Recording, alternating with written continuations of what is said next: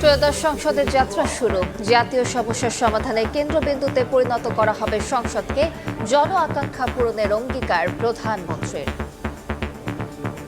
বিতাড়িত ফ্যাসিস্ট সরকার জাতীয় সংসদকে অকার্যকর করে ফেলেছিল।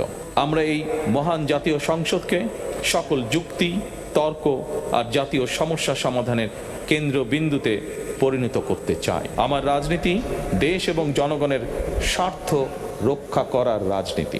সকলের সম্মিলিত আন্দোলনের ফলে 2024 সালের 5ই আগস্ট তৎকালীন ফ্যাসিস্ট সরকারের পতন ঘটে। রাষ্ট্রপতির ভাষণের সময় বিরোধী দলের প্রতিবাদ। সংসদ অধিবেশনের প্রথম দিনই বিরোধী দলের ওয়াকআউট।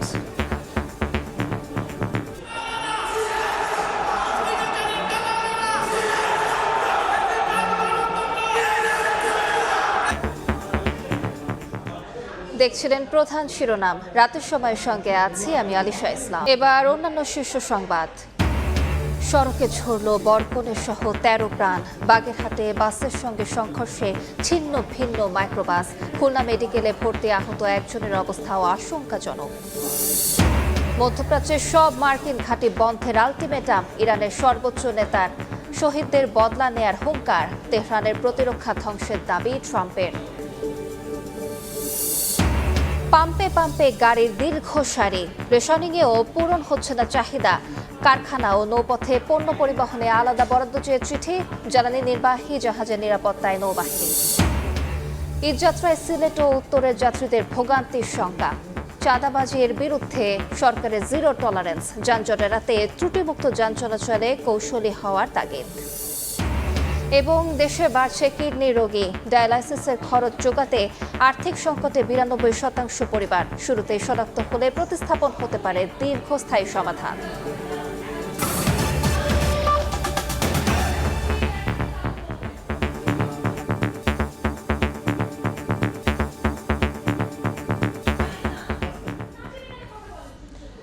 যাত্রা শুরু হলো ত্রয়োদশ জাতীয় সংসদের। স্পিকার নির্বাচিত হলেন মেজর অবসরপ্রাপ্ত Hafiz Uddin Ahmed. Deputy speaker barrister Kaiser Kamal. নতুন সংসদের সভাপতিত্ব করেন খন্দকার মোশাররফ হোসেন। প্রধানমন্ত্রী হিসেবে সব দল মতের প্রতিনিধি নিয়ে জন আকাঙ্ক্ষা পূরণ ও সংসদকে জাতীয় সমস্যার সমাধানের কেন্দ্রবিন্দুতে পরিণত করার প্রত্যয় জানান সংসদ নেতা ও প্রধানমন্ত্রী তারেক রহমান। সভাপতি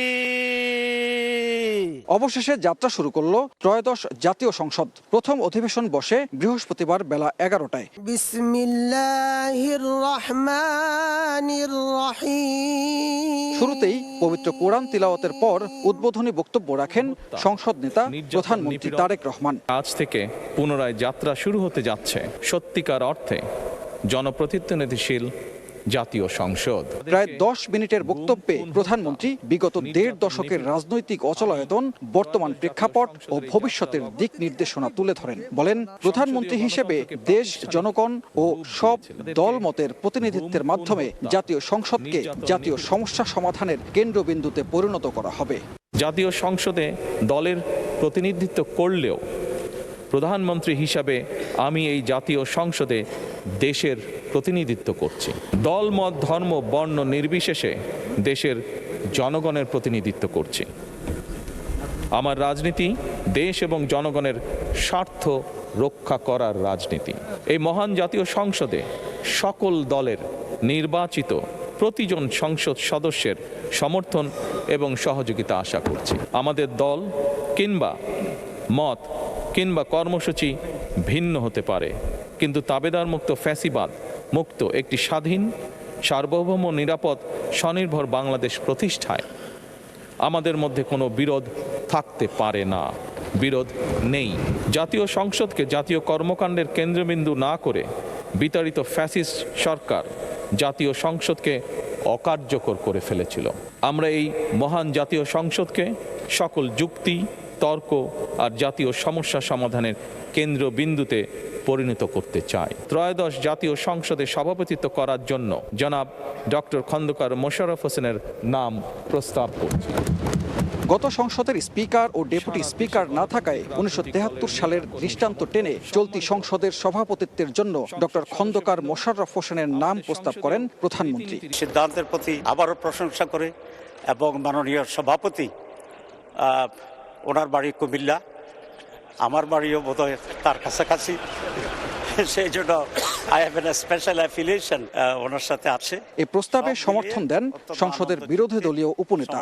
আজকের এই মহান জাতীয় সংসদে জনাব হাফিজউদ্দিন আহমদ বীর বিক্রম তাকে মাননীয় স্পিকার হিসেবে নির্বাচিত করার জন্য আমি প্রস্তাব উত্থাপন করছি। অধিবেশনে সংসদ সদস্য মেজর অবসরপ্রাপ্ত হাফিজউদ্দিন আহমদ স্পিকার ও ডেপুটি স্পিকার নির্বাচিত হন ব্যারিস্টার কায়সার কামাল। যারা এই প্রস্তাবের পক্ষে আছেন তারা হা বলুন।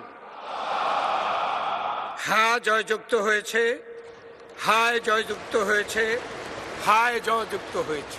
এর পরপরই নতুন স্পিকার হাফিজউদ্দিন আহমেদ ও ডেপুটি স্পিকার কায়সার কামালকে শপথ বাক্য পাঠ করান রাষ্ট্রপতি মোহাম্মদ শাহাবুদ্দিন। আনুগত্য পোষণ করিব। এদিকে মন্ত্রী হিসাবে টাঙ্গাইল 8 আসনের এমপি আহমেদ আজম খানকে শপথ পড়ান রাষ্ট্রপতি। ও নিরাপত্তা বিধান করিব। দীর্ঘ পথ পরিক্রমার পর গণঅভ্যুত্থানের পাটাতনে দাঁড়িয়ে গণতন্ত্রের পথে যাত্রা শুরু করল ত্রয়োদশ সংসদ। এই সংসদ হয়ে উঠবে প্রাণবন্ত, সবার প্রত্যাশা, জনগণের আশা আকাঙ্ক্ষা বাস্তবায়নের বাস্তব ভিত্তিক প্রতিফলন ঘটবে এই সংসদের মাধ্যমে। সংকট সমাধানের বাতিঘর হয়ে থাকবে এই সংসদের কার্যক্রম। সানবীর রূপল, সময় সংবাদ, ঢাকা। ত্রয়োদশ জাতীয় সংসদ অধিবেশনের প্রথম দিনই ওয়াকআউট করলেন বিরোধী দলীয় সংসদ সদস্যরা। রাষ্ট্রপতি ভাষণ দিতে উঠলে স্লোগানে উত্তপ্ত হয়ে ওঠে পরিবেশ। এ সময় প্ল্যাকার্ড হাতে প্রতিবাদ জানিয়ে সংসদের সভাকক্ষ থেকে বেরিয়ে যান বিরোধী এমপিরা। আমন্ত্রিত অতিথিবৃন্দ, জুলাই অভ্যুত্থানের সঙ্গে গাদ্দারি জনগণ সইবে না, গণতন্ত্র চাই তবে ফ্যাসিজম নয়, এমন সব প্ল্যাকার্ড হাতে সংসদের প্রথম অধিবেশনে রাষ্ট্রপতি মোহাম্মদ শাহাবুদ্দিনের ভাষণের সময় ওয়াকআউট করে বিরোধী দলীয় সংসদ সদস্যরা। স্লোগানও ছিল ফ্যাসিবাদের দোসরের মতো নানা প্রতিবাদ। সংসদের প্রথম অধিবেশনে বিধি অনুযায়ী স্পিকার রাষ্ট্রপতির ভাষণের ঘোষণা দিলে জামায়াত ইসলামী নেতৃত্বে তাদের মিত্র সংসদ সদস্যরা প্রতিবাদ জানান। এ সময় স্পিকার অবসরপ্রাপ্ত মেজর হাফিজউদ্দিন আহমদ বীর বিক্রম সংসদের শৃঙ্খলা ধরে রাখতে বিরোধী দলীয় সদস্যদের অনুরোধ করে শান্ত থাকার আহ্বান জানান।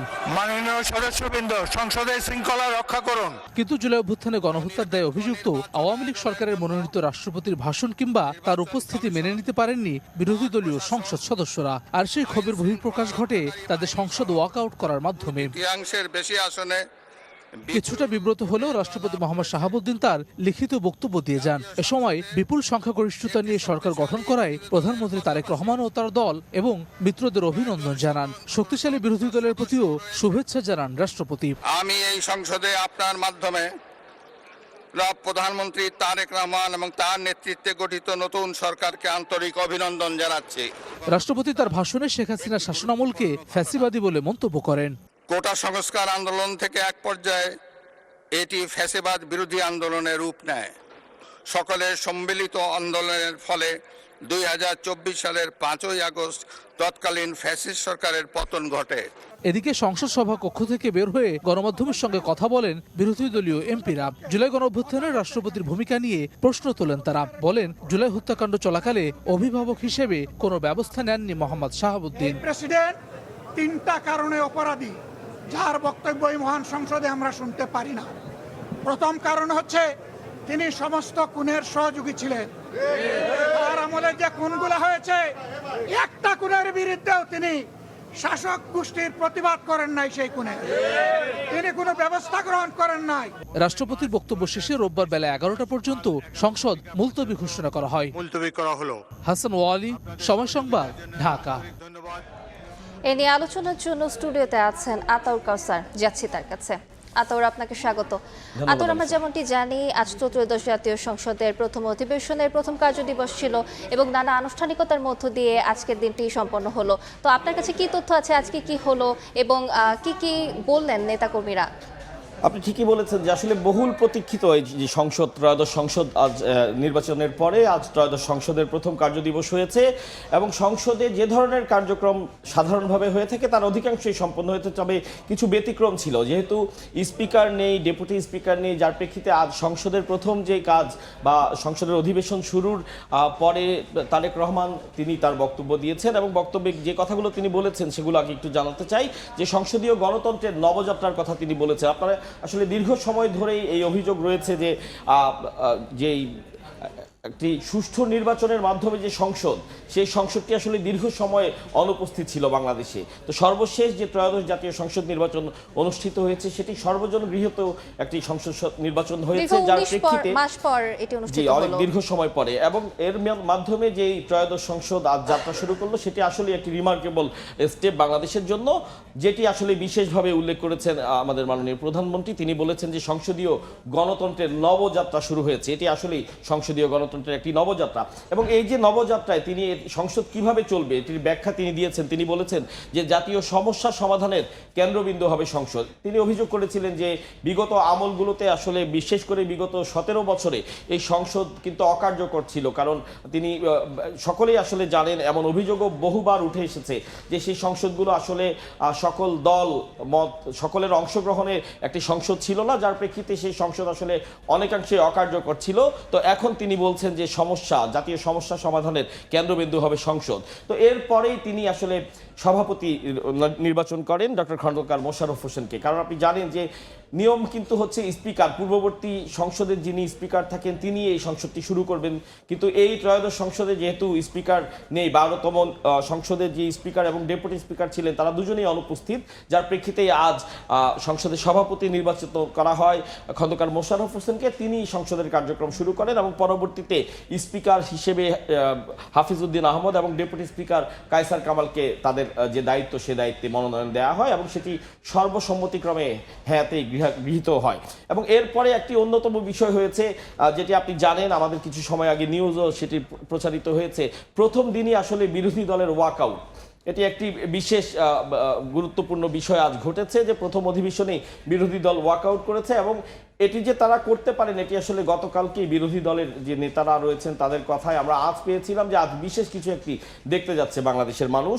আর যেটি আমরা আজ অধিবেশনে দেখলাম, প্রথম দিনই ওয়াকআউট তারা করেছেন এবং তাদের ওয়াকআউটের অন্যতম কারণ ছিল তারা বলেছেন যে রাষ্ট্রপতি, এই রাষ্ট্রপতিকে আসলে তারা তিনটি কারণে অভিযুক্ত করছেন। তারা মনে করছেন যে রাষ্ট্রপতি অভিভাবক হিসেবে তার যে দায়িত্ব সেটি তিনি গণ অভ্যুত্থান চলাকালীন সময়ে হিসেবে অভিহিত করছেন তারা। জি, যে এই কারণেই তিনি বলছেন যে যেহেতু তিনি অভিভাবক হিসেবে তার দায়িত্ব পালন করেননি তাই তিনি এই মহান সংসদে বক্তব্য দিতে পারবেন না, যার প্রেক্ষিতেই তারা আজ তাদের যে বিদ্রোহী মনোভাব বা তারা যে তাদের বিরূপ মনোভাব সেই মনোভাবটি আজ দেখিয়েছে। তো এর নিয়ে দুটি প্রতিবেদন তো দেখেছেন, এছাড়া সংসদে আজ আরো বিশেষ কিছু ঘটনা ঘটেছে।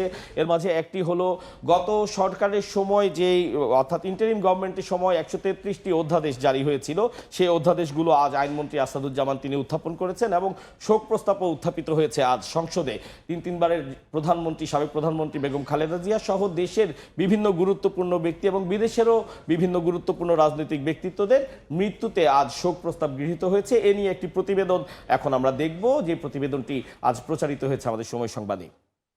সদস্যবৃন্দ, আমরা শোক প্রস্তাবে কার্যক্রম পরিচালনা করব। ত্রয়োদশ জাতীয় সংসদের প্রথম অধিবেশনে দুপুরের বিরতি শেষে উত্থাপন হয় শোক প্রস্তাব। গণতন্ত্রের আপসহীন নেত্রী বিএনপির সাবেক চেয়ারপারসন বেগম খালেদা জিয়াকে হারিয়েছি। গণতন্ত্রের আপসহীন নেত্রী বেগম খালেদা জিয়া, ভারতের সাবেক প্রধানমন্ত্রী মনমোহন সিং, ইরানের সর্বোচ্চ নেতা আয়াতুল্লাহ আলী খামেনি ও ক্যাথলিক খ্রিস্টানদের প্রধান ধর্মগুরু পোপ ফ্রান্সিসের নাম শোক প্রস্তাবে উত্থাপন করেন স্পিকার হাফিজউদ্দিন আহমদ বীর বিক্রম। আমরা ইতিমধ্যে ভারতের সাবেক প্রধানমন্ত্রী মনমোহন সিং, ক্যাথলিক খ্রিস্টানদের প্রধান ধর্মগুরু পোপ ফ্রান্সিস, এ সময় সরকারি ও বিরোধী দল উভয় পক্ষ থেকে আরো বেশ কিছু নাম শোক প্রস্তাবে অন্তর্ভুক্তির দাবি ওঠে। মুক্তিযুদ্ধে এয়ার ভাইস মার্শাল একে খন্দকার বীর উত্তম, আমি বিনয়ের সাথে তাদের সকলের নাম ইনক্লুড করার জন্য অনুরোধ করছি। শরীফ ওসমান হাদির নাম শোক প্রস্তাবের জন্য আমরা প্রস্তাবিত করছি।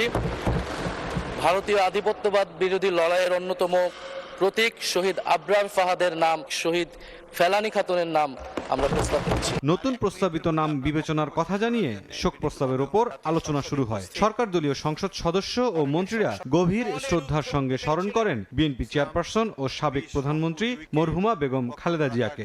কখনো ভুলো না যেন তোমার ঘুমটায় আছে মানুষের আশার বারুদ। ভুলো না তোমার বাক্য প্রতীক্ষিত নিঃশ্বাস জাতির অবিচল পিঙ্গলাক্ষী হে মাতৃকা, মানুষের আশাকে জাগাও। তিনি যদিও আমাদের মধ্যে শারীরিকভাবে নেই, সারা পৃথিবীর মানুষের গণতন্ত্রের অনুপ্রেরণা হিসাবে তিনি সারা পৃথিবীর মানুষের মধ্যে জীবিত থাকবেন। বিরোধী দলের পক্ষ থেকে শোক প্রস্তাবে অন্তর্ভুক্তির জন্য উত্থাপিত নামগুলোর সপক্ষে বক্তব্য উঠে আসে। বিরোধী দলীয় নেতা ডাক্তার শফিকুর রহমান বলেন, এই সংসদ যেন কারো চরিত্র হননের স্থানে পরিণত না হয়। যেন শোক প্রস্তাবটি এক পেশে করে তৈরি করা হয়েছে। আমি আশা করি ভবিষ্যতে আমরা যদি সংসদকে নিরপেক্ষ এবং প্রাণবন্ত করতে চাই, তাহলে এসব বিষয়ে আরো সচেতন হওয়া দরকার। আমরা অতীতের সংসদগুলোতে দেখেছি, এখানে দেশের মানুষের কল্যাণ বিবেচনায় আলোচনা না হয়ে মানুষের চরিত্র হননের জন্য এখানে বিপুল সময় ব্যয় করা হয়েছে। আমি আপনাকে বিনীতভাবে অনুরোধ করব, এই সংসদ যেন কারো চরিত্র হননের কেন্দ্রে পরিণত না হয়। আপনার কাছ থেকে কেউ সামান্যতম সুযোগও যেন এই ব্যাপারে না পায়। আলোচনায় উঠে আসা সব নাম সর্বসম্মতিক্রমে শোক প্রস্তাব হিসেবে গৃহীত হয়। এছাড়া 1 মিনিট নীরবতা পালন ও তাদের আত্মার শান্তি কামনায় মোনাজাত করা হয়। পরে সংসদের সামনে অন্তর্বর্তী সরকারের 133টি অধ্যাদেশ উপস্থাপন করেন আইনমন্ত্রী মোহাম্মদ আসাদুজ্জামান। মুরসালিন হক জুনায়েদ, সময় সংবাদ, ঢাকা। দর্শক দেখছিলেন আমাদের প্রতিবেদনটি, শোক প্রস্তাব এবং অধ্যাদেশ নিয়ে যে প্রতিবেদনটি আজ প্রচার হয়েছে। তো শোক প্রস্তাবের কিছু নাম আমি বলতে চাই যে কাদের কাদের নাম শোক প্রস্তাবে দেওয়া হয়েছে।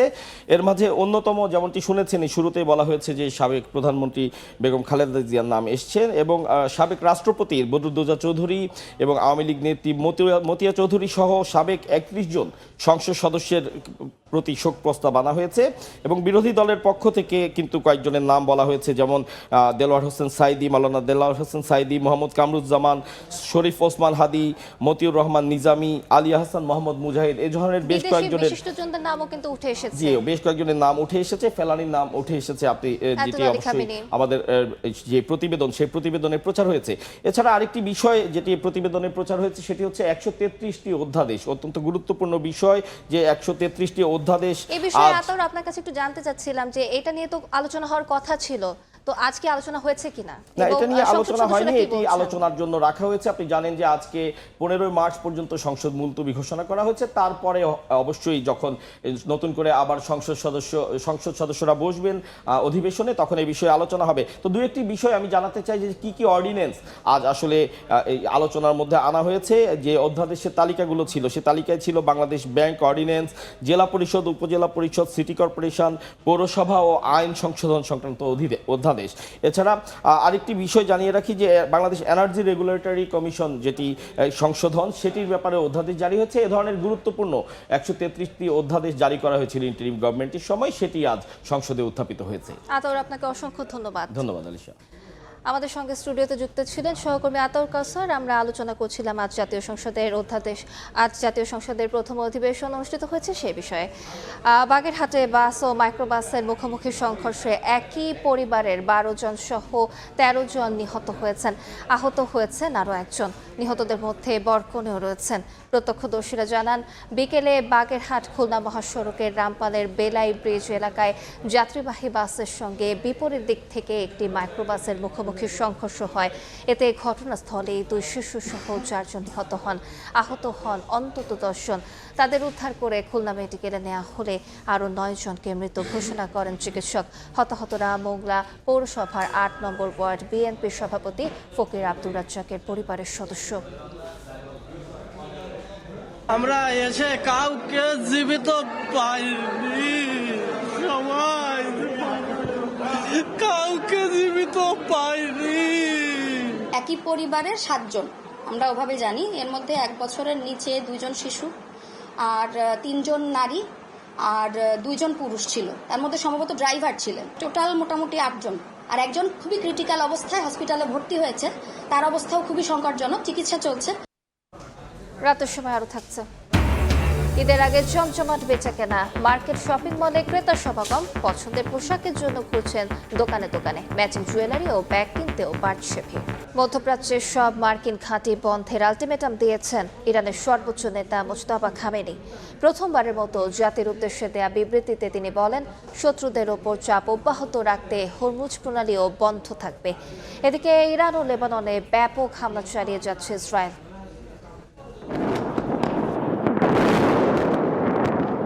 লেবানন জুড়ে নজিরবিহীন হামলা চালিয়ে যাচ্ছে ইসরায়েল। দেশটির বৈরুত, দাহি, দক্ষিণাঞ্চল ও সীমান্তবর্তী এলাকায় একযোগে আক্রমণ করে নেতানিয়াহুর সেনারা। জবাবে ইসরায়েলের কয়েকটি শহরে শতাধিক রকেট ছোড়ে হিজবুল্লাহ। এতে লণ্ডভণ্ড হয়ে গেছে ইসরায়েলের উত্তরাঞ্চলের একাধিক বসতি। ইরানেও হামলা অব্যাহত রেখেছে যুক্তরাষ্ট্র ও ইসরায়েল। তেহরান ও মারিভান শহরে আক্রমণের খবর পাওয়া গেছে। চলমান আগ্রাসনের জবাবে ওমানের সালালাহ বন্দরে ড্রোন হামলা চালিয়েছে আইআরজিসি। এছাড়া এদিন আরব আমিরাত, বাহরাইন ও সৌদি আরব লক্ষ্য করেও ড্রোন হামলা চালায় ইরান। মার্কিন ইসরায়েলি হামলায় আয়াতুল্লাহ আলী খামেনি নিহতের পর প্রথমবারের মতো জাতির উদ্দেশ্যে বিবৃতি দিয়েছেন ইরানের নতুন সর্বোচ্চ নেতা মোস্তফা খামেনি। নিজ বক্তব্যে যুক্তরাষ্ট্রকে কঠোর হুঁশিয়ারি দেন তিনি। মধ্যপ্রাচ্যের সব মার্কিন ঘাঁটি অবিলম্বে বন্ধ করতে হবে। ইরান প্রতিবেশীদের সঙ্গে বন্ধুত্বে বিশ্বাসী হলেও মার্কিন ঘাঁটিগুলোতে হামলা অব্যাহত রাখা হবে। শত্রুদের ওপর চাপ অব্যাহত রাখতে হরমুজ প্রণালী বন্ধই থাকবে। সব শহীদদের রক্তের বদলা নেওয়া পর্যন্ত লড়াই চলবে। প্রতিবেশীদের সাথে ইরানের সম্পর্ক উন্নয়ন জরুরি। চলমান যুদ্ধে ইয়েমেন ও ইরাকে সশস্ত্র বাহিনী ইরানকে সমর্থন দিচ্ছে। যুদ্ধে সাহসিকতার সঙ্গে লড়াই চালিয়ে যাওয়ায় ইরানের সামরিক বাহিনীর প্রতি কৃতজ্ঞতা জানান মোস্তফা খামেনি। পাশাপাশি যুদ্ধে ক্ষতিগ্রস্ত হওয়াদের আর্থিক ক্ষতিপূরণের প্রস্তাব দিয়েছেন ইরানের সর্বোচ্চ নেতা। এমন পরিস্থিতিতে ইরানকে কঠোর বার্তা দিয়েছেন মার্কিন president Donald Trump. Over the past 11 days, our military has virtually destroyed Iran. Their air force is gone, totally gone. That took the better part of about 3 hours. এদিকে উপসাগরীয় দেশগুলোতে ইরানের হামলার নিন্দা জানিয়ে জাতিসংঘের নিরাপত্তা পরিষদে একটি প্রস্তাব পাশ হয়েছে। ফারহাদ চৌধুরী, সময় সংবাদ। দেখছেন রাতের সময়, সঙ্গেই থাকুন। প্রতি বছরের মতো এবারও ঈদ যাত্রায় বাড়িমুখী মানুষের চাপ পড়বে মহাসড়কে। যানজট এড়াতে ত্রুটিমুক্ত গাড়ি চলাচলে কৌশলী হওয়ার তাগিদ বিশেষজ্ঞদের। চাঁদাবাজদের বিরুদ্ধে কঠোর হুঁশিয়ারির পাশাপাশি স্বস্তিদায়ক ও নিরাপদ ঈদ যাত্রার আশ্বাস সড়ক পরিবহন মন্ত্রী। সাইফুল রুতুর রিপোর্ট। প্রতিবার ঈদে যাত্রী ও যানবাহনের চাপ কয়েক গুণ বেড়ে যাওয়ায় বিভিন্ন রুটে তৈরি হয় তীব্র যানজট। সড়কে বিশৃঙ্খলায় ভোগান্তিতে পড়েন যাত্রীরা।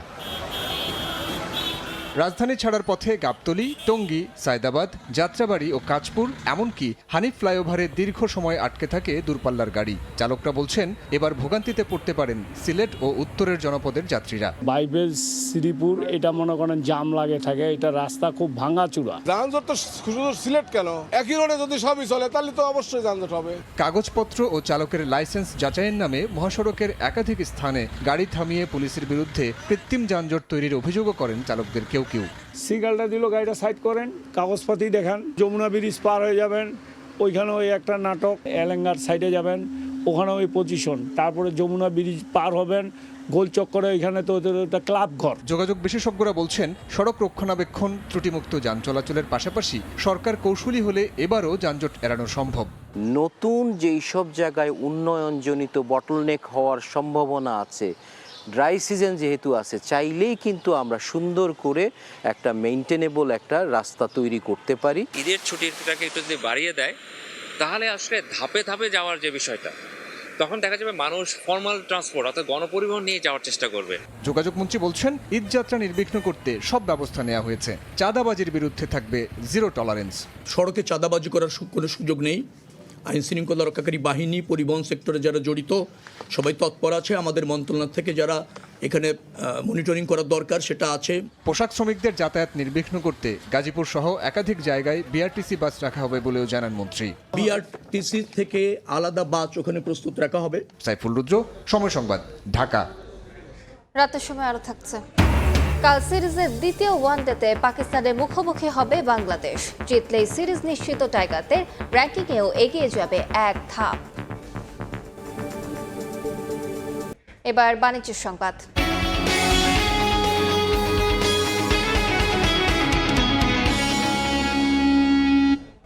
নির্ধারিত সময়ে ফেব্রুয়ারির বেতন ও ঈদ বোনাস পরিশোধ করছেন তৈরি পোশাক শিল্প মালিকরা। মার্চের অর্ধেক বেতন দেওয়ারও প্রস্তুতি নিয়েছেন অনেকেই। দায়িত্ব নিয়েই আটকে থাকা রপ্তানি প্রণোদনার অর্থ ছাড়ের উদ্যোগ নেয় নতুন সরকার। একসঙ্গে ফেব্রুয়ারির বেতন, ঈদের বোনাস এবং মার্চ মাসের অর্ধেক বেতনের বাড়তি চাপ থেকে রেহাই দিতে দেয়া হয় 1 মাসের বেতনের সমপরিমাণ অর্থ সহজ শর্তে ঋণ নেওয়ার সুযোগ। বিজিবি প্রেসিডেন্ট এবং বোর্ড আমরা যারা আছি আমরা সর্বাত্মক মনিটরিং করতেছি যেন কোনো ফ্যাক্টরি যেন বেতন বাড়িতে হিমশিম খেতে না হয়। তবে প্রণোদনার অর্থ ছাড়ে ব্যাংকগুলোর অসহযোগিতার অভিযোগ তাদের। কিছু কিছু ব্যাংকের অবস্থা অত্যন্ত সংকটময়, সেই সব ব্যাংকগুলো কিছু ঝামেলার মধ্যে পড়ছে। শ্রমিক নেতারা বলছেন যেন কারো ঈদ আনন্দ মলিন হয়ে না যায় তা নিশ্চিতে কাজ করছেন তারা। মার্চ মাসের 15 দিনের বেতনও আমরা দাবি করেছি। অর্থনীতিবিদরা বলছেন প্রণোদনার অর্থ ব্যাংকগুলো কিভাবে ছাড় করছে তা দেখভালের দায়িত্বও নিতে হবে কেন্দ্রীয় ব্যাংকেই। ক্যাশ ইনজেকশন দিয়ে করবা নাকি তাদেরকে অন্য কোনো ধরনের সুযোগ দিয়ে তারা যাতে এটা করতে পারে সেটা বাংলাদেশ ব্যাংক নিশ্চয়ই বিবেচনা করবে। চলতি অর্থ বছরে 3 ধাপে তৈরি পোশাক খাতে 2,500 কোটি টাকা বিশেষ তহবিল বরাদ্দ দিয়েছে সরকার। MS আরিফিন, সময় সংবাদ, ঢাকা। গেল 18 মাসকে দেশের জন্য বিশেষ সময় উল্লেখ করে সেনাপ্রধান জেনারেল ওয়াকারুজ্জামান বলেছেন, এ সময়ে গুরুত্বপূর্ণ ভূমিকা পালন করেছেন সেনা সদস্যরা। সন্ধ্যায় ঢাকা সেনানিবাসে যুদ্ধাহত বীর মুক্তিযোদ্ধাদের সম্মানে সেনাবাহিনীর ইফতার অনুষ্ঠানে কথা বলেন তিনি। এ সময় সেনাপ্রধান আরও বলেন, দেশ একটি গণতান্ত্রিক যাত্রায় প্রবেশ করেছে। নতুন সরকারের প্রথম অধিবেশনে একটি প্রাণবন্ত সংসদ জাতি উপভোগ করেছে বলেও মন্তব্য করেন তিনি। ইফতারের আগে 71-এর রক্তক্ষয়ী দিনের স্মৃতিচারণ করেন মুক্তিযোদ্ধারা। আপনারা জানেন যে গত 18 মাস ধরে আমরা একটা বিশেষ সময় পার করেছি এবং সেনাবাহিনী দেশের শান্তি শৃঙ্খলা রক্ষার কাজে নিয়োজিত ছিল। একটা গণতান্ত্রিক প্রক্রিয়া আমরা চলে গেছি। নতুন সরকার আজকে প্রথম সেশন ছিল, এখানে সব সরকার এবং বিরোধী দলরা ছিল। একটা প্রাণবন্ত সংসদ দেখতে পেলাম। ইনশাআল্লাহ দেশ এবং জাতি এগিয়ে যাবে এই রাজনৈতিক নেতৃবৃন্দের নেতৃত্বে। কেবল অপারেটর খাতের বিনিয়োগে সুরক্ষা নিশ্চিত ও প্রযুক্তিগত সহায়তায় সরকার কাজ করবে বলে জানিয়েছেন তথ্য ও সম্প্রচার মন্ত্রী জহির উদ্দিন স্বপন। কেবল অপারেটর অ্যাসোসিয়েশন অব বাংলাদেশ কোয়াবের ইফতার মাহফিল অনুষ্ঠানে এই কথা বলেন তথ্যমন্ত্রী। বলেন, কেবল অপারেটর শিল্পের সমস্যা সমাধানে সব পক্ষকে সাথে নিয়ে কাজ করা হবে। পাইরেসি ঝুঁকি কমাতে সরকার ও বিটিআরসির পক্ষ থেকে সুরক্ষা নিশ্চিতের উদ্যোগ নেওয়া হবে বলেও জানান তথ্যমন্ত্রী। অনুষ্ঠানে কেবল অপারেটরদের পক্ষ থেকে এন্টি পাইরেসি টিম তৈরির দাবি ও ম্যাজিস্ট্রেসি ক্ষমতা বলে পাইরেসি ঠেকাতে সরকারকে উদ্যোগ নেওয়ার দাবি জানানো হয়। তথ্য মন্ত্রণালয়ের অধীনে একটি শক্তিশালী টিম গঠন করে ম্যাজিস্ট্রেসি পাওয়ার দিয়ে যে বেআইনি কাজ আমাদের সাথে ঘটছে, যে পাইরেসি হচ্ছে, যে কন্টেন্টের এগেনস্টে যে অন্যায় হচ্ছে, সেই ব্যাপারে উনি আমাদেরকে সহযোগিতা করবেন। আপনাদের এই কেবল টিভি শিল্প খাতে আপনারা যারা ইতিমধ্যেই বিনিয়োগ করে বসে আছেন, আপনাদেরকেও সুরক্ষা দেওয়ার দায়িত্ব আমাদের। আপনাদের ব্যবসা পরিচালনার পদ্ধতিটাকে শুধুমাত্র সরকার কর্তৃক ঘোষিত রেগুলেশনের মধ্যে আনাটা কাজ। আপনার ব্যবসার স্বার্থ এবং সরকারের রেগুলেশন এই দুটোর যখন একটা হ্যাপি ম্যারেজ ডেভেলপ করা যাবে, আমি মনে করি তখন আর কোনো সমস্যা থাকবে না। রাজধানীতে জমে উঠেছে ঈদ কেনাকাটা। সবশেষ খবর জানাতে রাজধানীর পান্থপথে বসুন্ধরা সিটি শপিং কমপ্লেক্সে আছেন সহকর্মী তাসনিয়া নিশাত মিম। সরাসরি যাচ্ছি তার কাছে। মিম, বিস্তারিত জানাবেন। ঈদ যতই ঘনিয়ে আসছে ততই কিন্তু বিভিন্ন ফ্যাশন হাউসের বিক্রেতারা ব্যস্ত সময় পার করছেন বলেই কিন্তু আমরা দেখতে পাচ্ছি। এবং এখানে রাজধানীর বসুন্ধরা সিটি শপিং মলে আমরা যেটি দেখছি যে বেশ রাত পর্যন্ত কিন্তু চলবে ঈদের কেনাকাটা। এখানে বিভিন্ন বিক্রেতারা বা কর্তৃপক্ষ যাদের সাথে কথা বলেছি তারা বলছেন যে রাত প্রায় 11টা থেকে 12টা পর্যন্ত কিন্তু চলবে ঈদের এই বেচা কেনা। এবং এখানে যে বিভিন্ন ক্রেতারা রয়েছেন তাদের সাথে কথা বলে যেমনটি জানতে পেরেছি, তারা অনেকেই পোশাক কিনে ফেলেছেন, কিন্তু পোশাকের সাথে যে আনুষঙ্গিক জিনিসপত্র সেই জিনিসগুলো কেনাতে কিন্তু তারা আবারও আসছেন শপিং মলগুলোতে। এবং অনেকেই জানাচ্ছেন যে তারা কিন্তু বাড়তি খরচ এড়াতে লিস্ট দেখে কেনাকাটা করছেন, যাতে করে তারা বাজেটের মধ্যে তাদের কেনাকাটার কাজটি কিন্তু সেরে ফেলতে পারেন। এবং তারা যেটি বলছেন যে এবারের যেহেতু ঈদটি শুরু হবে কিছুটা গরমে, অর্থাৎ মার্চ মাসের যে গরম, সেই গরমের কথা মাথায় রেখে তারা কিন্তু তাদের পছন্দের তালিকায় রয়েছে সুতি, লিনেন, এই সকল আরামদায়ক ফ্যাব্রিকগুলো কিন্তু তারা পছন্দের তালিকায় রয়েছেন। পাশাপাশি ফ্যাশন হাউসগুলো জানাচ্ছে যে অনেকেই কিন্তু কিছুটা গর্জিয়াস ড্রেস কিনতে কিন্তু পছন্দ করেন। তাদের কথা মাথায় রেখে কিন্তু বিভিন্ন এমব্রয়ডারির কাজ করা, বিভিন্ন জর্জেট, সিল্কের কাপড়গুলোর কালেকশনও কিন্তু তারা রেখেছেন বলে জানাচ্ছেন।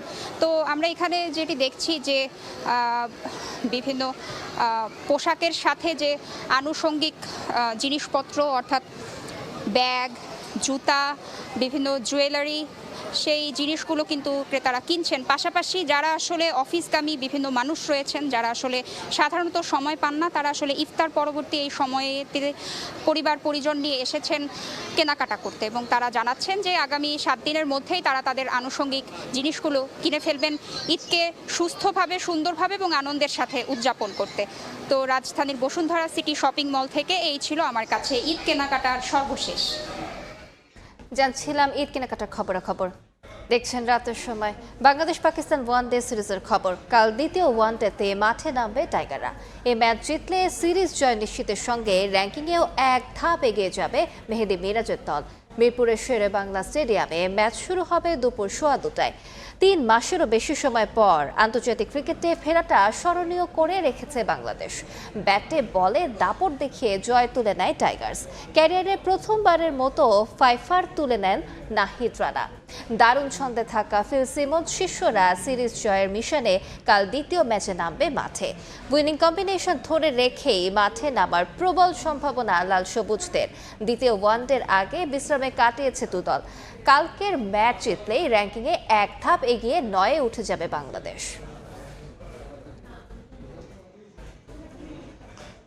এ পর্যায়ে শীর্ষ সংবাদগুলো জানিয়ে দিচ্ছি আরেকবার।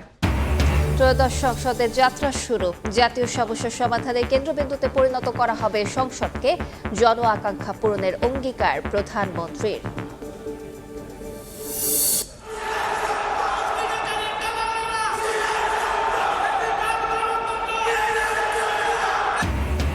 সংসদ অধিবেশনের প্রথম দিনে বিরোধী দলের ওয়াকআউট। রাষ্ট্রপতির ভাষণের সময় প্ল্যাকার্ড হাতে প্রতিবাদ। মোহাম্মদ শাহাবুদ্দিনকে জুলাই হত্যাযজ্ঞের সহযোগী আখ্যা। এবং সড়কে ছড়ল বরকনে সহ 13 প্রাণ। বাগেরহাটে বাসের সঙ্গে সংঘর্ষে ছিন্ন ভিন্ন মাইক্রোবাস। খুলনা মেডিকেলে ভর্তি আহত একজনের অবস্থাও আশঙ্কাজনক। এ ছিল রাতের সময়। এরপর দেখবেন সম্পাদকীয়। সঙ্গে থাকুন সময়।